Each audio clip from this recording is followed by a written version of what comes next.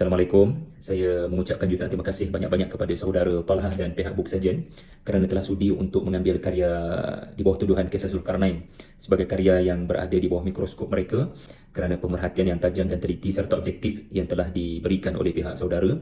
Semoga kumpulan sebegini akan muncul dengan lebih banyak ke arah memastikan check and balance berlaku kepada karya-karya yang viral ataupun karya-karya yang ditagih oleh masyarakat, khususnya karya-karya tadabbur Al-Quran.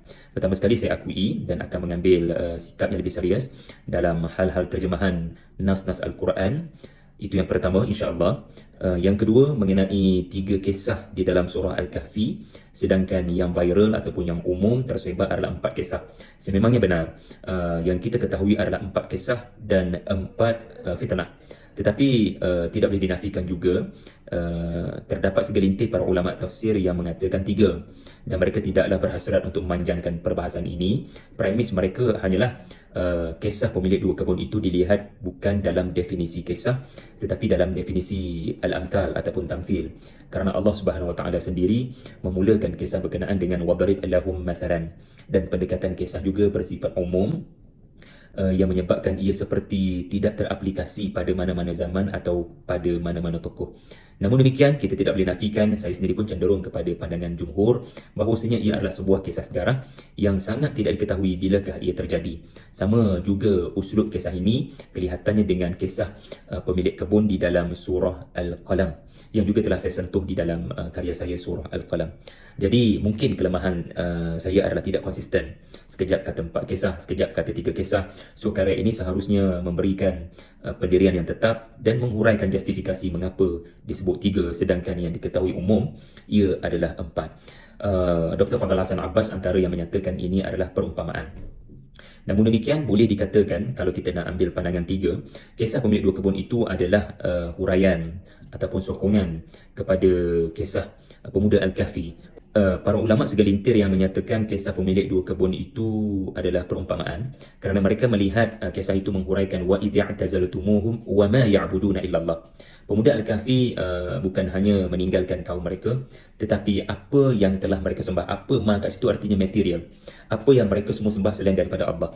So apakah yang telah disembah oleh kaum pada zaman pemuda Al-Kahfi? Maka datanglah cerita pemilik 2 kebun, kerana di situ akan kita temui jawapan. Yang disembah adalah harta dan kebendaan.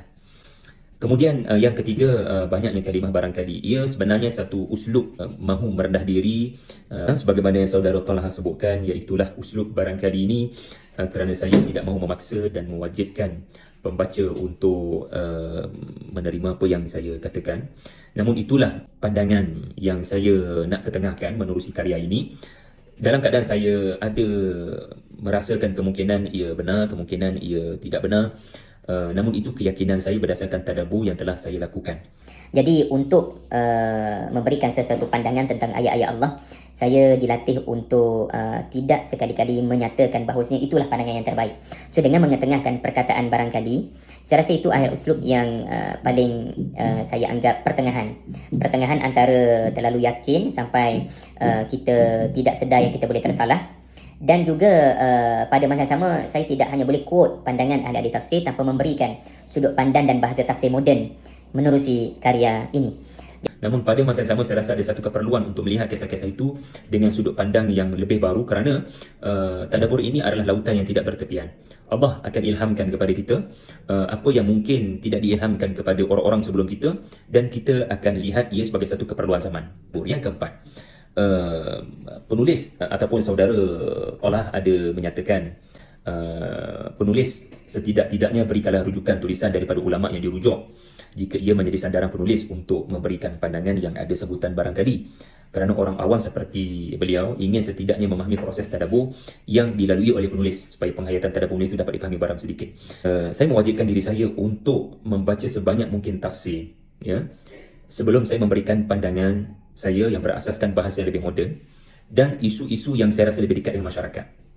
Jadi saya tidak mahu karya ini hanya iktibas, mengemukakan pandangan ahli tafsir itu, pandangan ahli tafsir ini, kerana saya melihat masyarakat memerlukan suatu hidangan yang terus mereka boleh perolehi tanpa terlalu disibukkan dengan pandangan-pandangan ahli tafsir.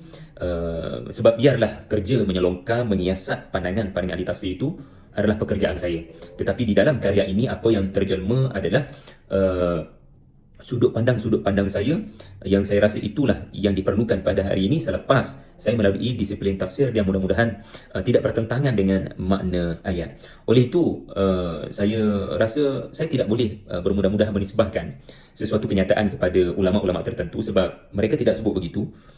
Yang sebut itu adalah saya, dan pada masa yang sama adalah penting bagi saya untuk syakhsiyatul bahith, iaitulah penulis yang berada dalam bidang pembelajaran Quran Sunnah. Dia ada kredibiliti dia sendiri untuk mengemukakan pandangannya sendiri. Kalau saya berkongsi macam mana proses daripada tafsir kemudian lahir pandangan saya, dia akan mengambil masa dan saya rasa tidak perlu masyarakat melihat bagaimana saya memasak.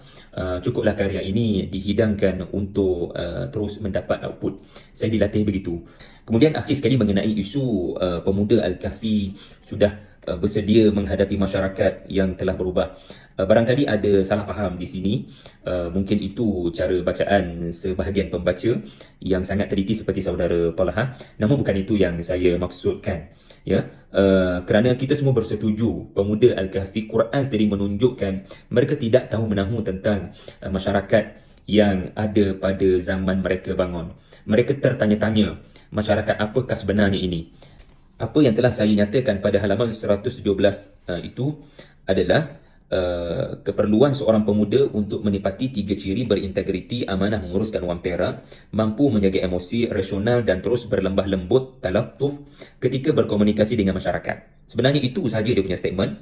Maknanya pemuda ini telah dipesan untuk kekal berlemah lembut bercakap dengan masyarakat non-Muslim sebab mereka masih lagi percaya mereka akan menghadapi masyarakat yang sama di bawah pemerintahan Dakianus. Islam mengajak akhlak untuk talattuf, bercakap dengan lemah lembut, dan sebahagian ahli tafsir pula menyatakan bercakap dengan perlahan supaya tidak disedari bahasa-bahasa orang-orang beriman ini ketika berkomunikasi dengan masyarakat. So the point is, masyarakat mana pun, zaman mana pun, kita kena cakap elok-elok, bercakap dengan talattuf. Cuma yang barangkali difahami bila statement itu tidak sempurna, saya tambah yang sudah melalui peredaran zaman, lalu difahami pemuda ini sudah bersedia untuk bercakap dengan masyarakat yang telah berubah. Sedangkan mereka tidak tahu apa-apa, dan saya setuju dengan saudara Talha bahawasanya mereka tidak mengetahui apa-apa yang berlaku kepada masyarakat, sehinggalah kejadian wang perak itu memberitahu segala-galanya. Barakallahu fikum kepada pihak saudara Talha dan Bu Sedian. Saya perlukan anda untuk terus mengkritik karya-karya saya, dan semoga lebih ramai yang boleh untuk mengambil cakna tentang industri karya-karya tadabbur Quran, dan semoga lebih ramai penulis yang mengambil berat tuguran-tuguran dan nasihat-nasihat yang baik serta sokongan yang diberikan oleh Bu Sedian kepada karya-karya yang berpotensi memberikan cahaya kepada masyarakat. Terima kasih.